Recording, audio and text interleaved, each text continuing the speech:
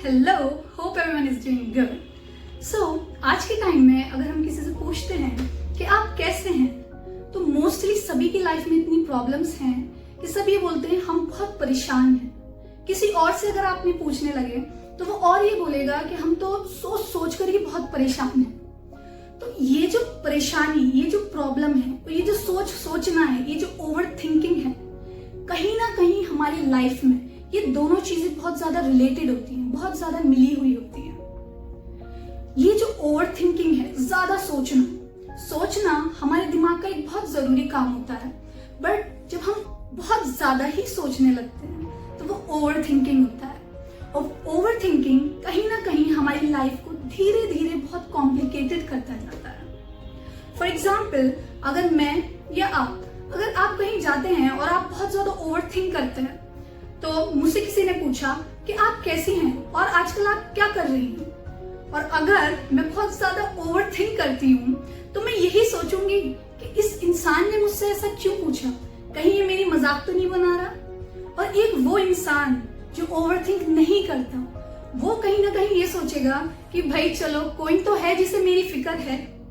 तो वो इंसान जो ओवर थिंक करता है वो कहीं ना कहीं अपने पॉइंट में परेशान होगा, और वो दूसरा इंसान जो सिंपली ओवर थिंक नहीं करता, वो कहीं ना कहीं बहुत सेटिस्फाइड, बहुत खुश होगा।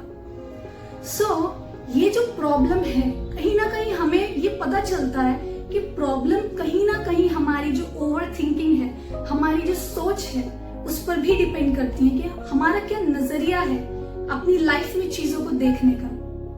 अब ये जो परेशानी है ओवर थिंकिंग की, उस तक पहुंचने के लिए हमें ये समझना होगा कि एक्चुअल में वो क्या रीजंस होते हैं जिसकी वजह से एक इंसान ओवर थिंक करने पर मजबूर हो जाता है। एक इंसान, क्योंकि ऑब्वियसली मैं, आप या कोई भी नहीं चाहेगा कि वो एक ऐसी चीज से एडिक्टेड हो, एक ऐसी चीज का शिकार बने जो एक्चुअल में उसको बहुत ज्यादा उसकी लाइफ को कॉम्प्लिकेट करे। सो अब हमें ये समझना होगा कि क्या वो रीजंस हैं जो हमारी लाइफ को कॉम्प्लिकेट करते हैं, जो हमें ओवर थिंक करने पर मजबूर करते हैं। तो जब हम कुछ भी चीज के बारे में बहुत ज्यादा सोचते हैं, तो आप ये सोचिए, आप किसी भी चीज के बारे में जब ज्यादा सोचते हैं तो किस वजह से सोचते हैं। कहीं ना कहीं वो हमारे दिमाग में एक डर होता है, कहीं ना कहीं एक डर होता है कि अगर ये चीज मैंने ऐसे की तो कहीं इसका रिजल्ट ये ना हो या ऐसा ना हो जाए।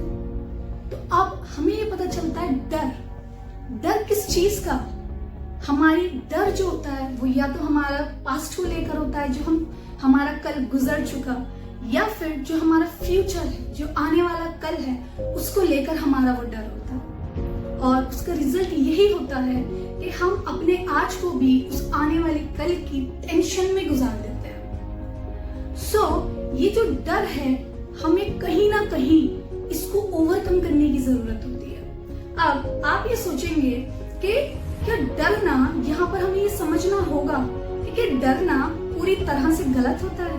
अब इस चीज को हर कोई अपनी लाइफ में अलग अलग पॉइंट्स पर अप्लाई करता है। फॉर एग्जाम्पल, मैं वो पर्सन हूँ, वो इंसान हूँ जिसे गलत ही करना है। तो मैंने एक ग्लास लिया, मैं लेकर गई और मैंने किसी के ऊपर फेंक दिया, और वो इंसान ऑब्वियसली मुझसे बोलेगा क्यों आपने ये क्यों किया। तो अगर मैं डरती नहीं हूँ तो मैं बोलूंगी मैं तो डरती ही नहीं हूँ, मैं ओवर थिंक ही नहीं करती हूँ, बस जो मुझे करना था मैंने कर दिया। सो यहाँ पर ये जो ना डरना है, ये ऑब्वियसली आप सभी को पता है गलत है। तो कहीं ना कहीं ना डरना भी गलत है। और वो दूसरा इंसान जो बहुत ही ज्यादा डरता है, मतलब मैं इतनी ज्यादा डरती हूँ कि मैं अगर कुछ लोगों से भी मिलने लगूं तो मैं बहुत ज्यादा डर जाऊंगी। जो मेरी सही काम होगा मैं डर से वो भी नहीं कर पाऊंगी। तो मेरा ये जो डरना है, बहुत ज्यादा डरना, कहीं ना कहीं ये भी गलत है। तो अब आप सोचेंगे ज्यादा डरना भी गलत है और ना डरना भी गलत है, तो सही क्या है? तो जो सही है वो है गलत चीजों से डरना, और सही काम, सही चीज ना करते हुए नहीं डरना। कहीं ना कहीं अगर हम सही काम करते हुए भी डरते हैं, हेजिटेट करते हैं, तो वो काम जो हम कर सकते हैं एक्चुअल में, हम वो भी नहीं कर पाते।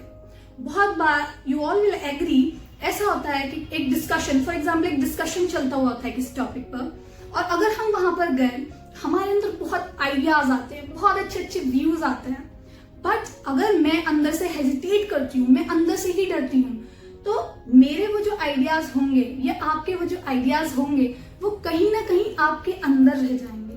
और एक टाइम ऐसा आएगा जब वो आपके आइडियाज, आपके व्यूज सब आपके अंदर एग्जॉस्ट हो जाएंगे, बहुत ज्यादा इकट्ठे होते जाएंगे। और एक टाइम ऐसा आएगा जब आप बहुत सप्रेस्ड, बहुत दबा हुआ फील करने लगेंगे। और जब ऐसा टाइम आता है लाइफ में कि एक इंसान बहुत ज्यादा अंदर से फील करने लगता है, बहुत सप्रेस्ड, तो वो जो अपना कॉन्फिडेंस होता है वो भी लूज करने लगता है, अपने आप को औरों के कंपैरिजन वीक समझने लगता है। और जब कोई इंसान अपने ऊपर से ही अपना सेल्फ कॉन्फिडेंस लूज कर देता है, तो वो एक ऐसा टाइम होता है जिसके बाद जो एंड रिजल्ट होता है वो होता है गिव अप। वो इंसान गिव अप कर देता है। सो फ्रेंड्स, हम सबको ये पता है कि अगर मैं अपने काम जो मैं कर रही हूँ वो सही है, सो ऑब्वियसली मुझे इस चीज का डर नहीं होना चाहिए अगर उसको कोई गलत, कोई सही इंसान मेरे सही काम को, मेरे सही डिसीजंस को रॉन्ग नहीं बोलेगा, क्योंकि वो इंसान सही होगा। और अगर कोई इंसान मेरे सही किए हुए काम को भी गलत बोलता है, तो कहीं ना कहीं वो जो इंसान है वो कहीं ना कहीं अपने ही थॉट में, अपने ही पॉइंट में स्टक है। कहीं ना कहीं वो इंसान खुद ही कंफ्यूज्ड है अपनी लाइफ में और उस पॉइंट को लेकर। So as you all know, और हमें ऐसे किसी भी पॉइंट का या ऐसे किसी भी चीज का असर नहीं होना चाहिए जो कहीं ना कहीं खुद ही अपने पॉइंट में गलत हो।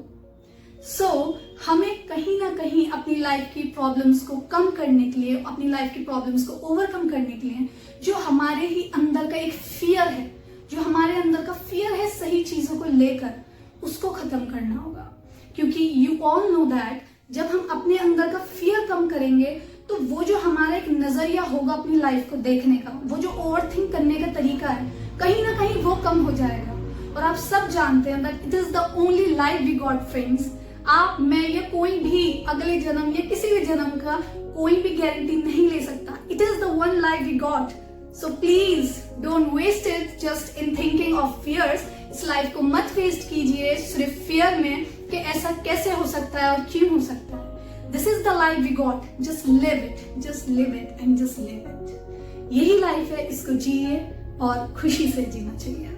Thank you, and if you like my video, please do like, share and subscribe it.